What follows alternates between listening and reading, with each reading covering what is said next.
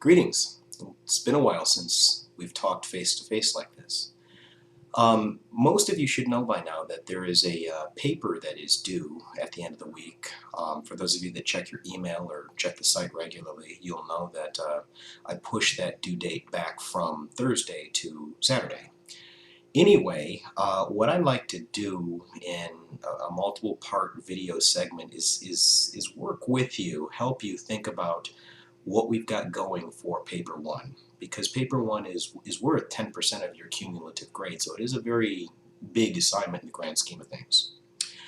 What you should do, if you've not already done so, is go on to eCampus, log on to the site website, and I want you to print out the guidelines for paper one, and you can get a copy of these by going into the week 8 folder, opening up the assignment folder, and there should be something that says paper 1 guidelines.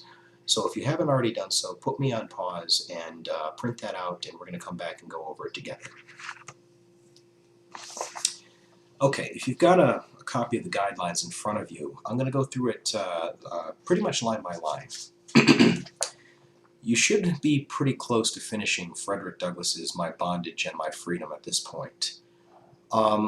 What I'm asking you in that question there is, how can Douglass make a really, really radical statement that he makes in that autobiography?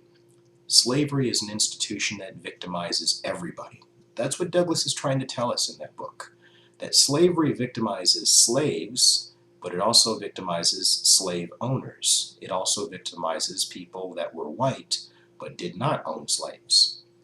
I need you, through an integration of the source material in the course, in other words, your videos and your reading, combine that with what Douglass has to say in My Bondage and My Freedom, and that's going to be the essence of this paper one question.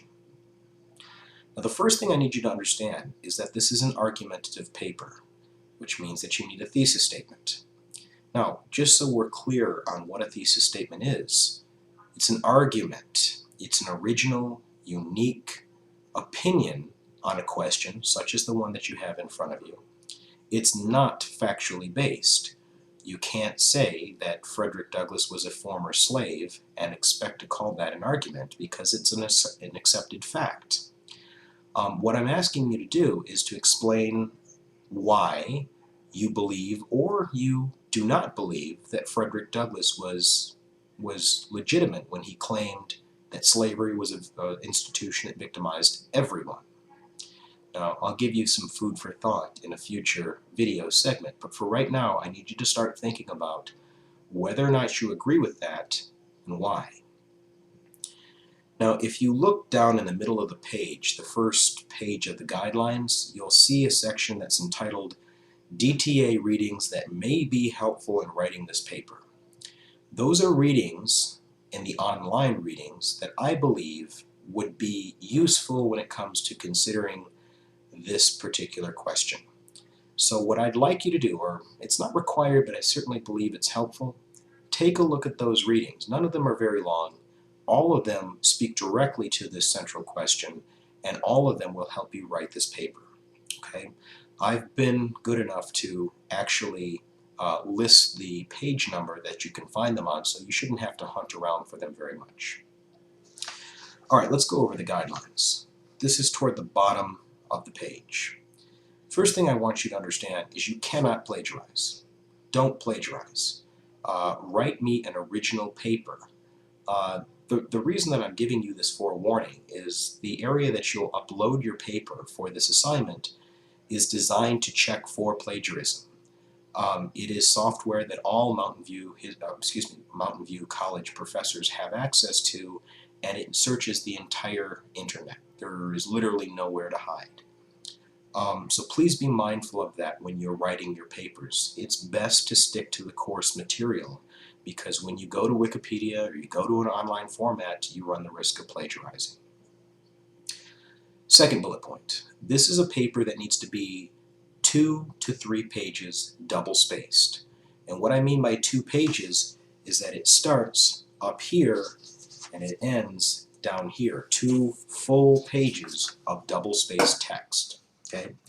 You need to have at least 2 and try very hard not to go over 3. 3 and a line or 3 and 2 sentences, that's acceptable. 10 pages is not. Now, I'd also like you to have a cover page that would be your first page of the paper. And on that cover page, what I want you to have is your name, paper 1, and your section number, which is 6402. 6402.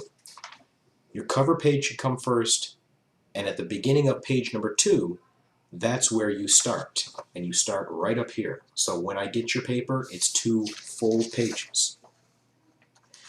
You will need to upload this paper in eCampus.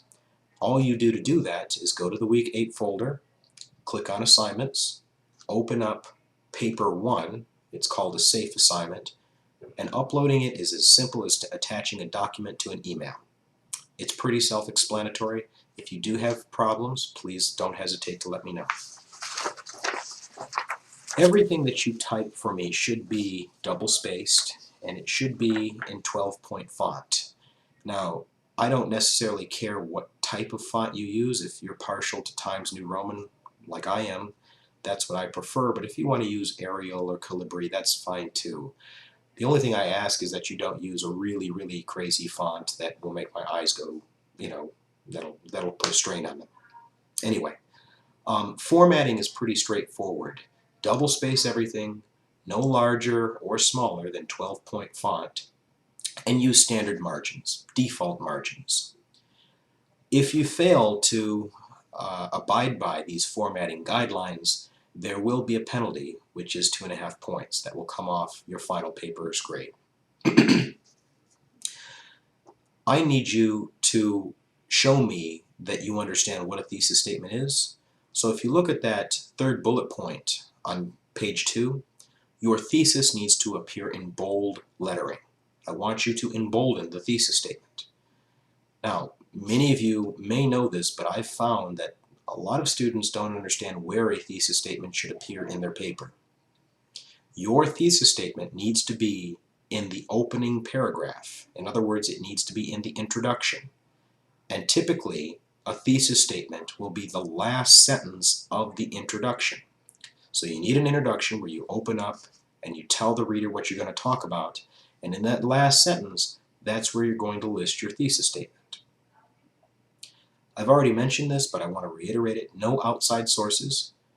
Don't use Wikipedia. Try not to search Google. I mean, there's a difference between getting the ball rolling by doing a little bit of background checking and whatnot, and actually using internet sources to compose the heart and soul of your paper.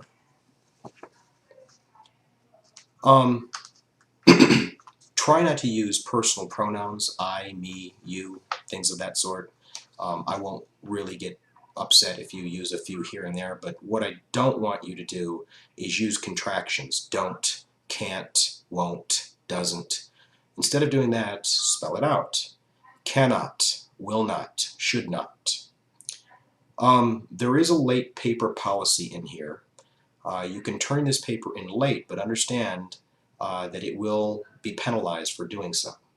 For every day that a paper is late, remember this is due Saturday now, which is March 10th, at the end of the day, 11:59 p.m.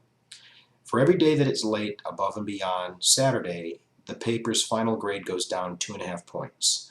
So if you wait 4 days to turn it in, and by the way, weekends count, if you wait 4 days to turn it in, even if you write me a brilliant paper, it's not going to be worth anything. Okay? So please be mindful of that. Again, if you have specific problems that are going to prevent you from writing this paper, I need to know about it because right now I have options. Sunday, Monday, I don't. I always get this question, so I guess I'll take a second or two to address it. People always ask me, do we need to have quotes in our paper? The answer is, I don't care. If you're a really good writer and you can summarize things adequately, in other words, you can paraphrase what Frederick Douglass or the video or whatever it is that you're using as a source, then by all means do so. If you want to quote Frederick Douglass because you think it's really, really powerful in the way of evidence, then quote Frederick Douglass. What I would avoid, however, is stringing together massive, massive quotes. You don't want a quote taking up half a page because, after all, you only have 3 pages to tell me what you want to say. So please keep that in mind when it comes to writing this paper. Now, the last thing that I'm going to say is regarding the citation of sources in here. What I need you to do every time you're using an idea or a fact that's not your own original knowledge, in other words, you learned it in this class or you learned it from Frederick Douglass, you need to cite it. And the way that you're going to cite your sources is you're going to use a parenthetical approach. You're going to tell me something that Frederick Douglass or the video told you, either quote it or paraphrase it, and then in parentheses, you're going to write the author's name. So in the case of Douglass, Frederick Douglass, or just his last name, Douglass, 32. His name and the page number that you found it on. Close the parentheses, and at the end of the parentheses, that's where the period should come. Okay? Again, if you have specific questions on this, please let me know. If you're using material from the online readings, just write online readings and the page number you found it. If you're using information from the video, just Shaping America and the lesson that you found it, lesson 2, lesson 3, lesson 4. Okay? If you have specific questions, please don't hesitate to let me know. Read the guidelines thoroughly when you have a chance. I've gone over in like a minute or two the ways that you need to cite your sources, but if you read the guidelines, it's much, much more detailed, and I believe it's really going to help you in terms of doing the citations properly. All right, this is the end of the guidelines video. What I would do right now if I were you is I'd take a look at the next several videos, because what that's going to do is it's going to give you some food for thought and some ideas when it comes to writing this paper.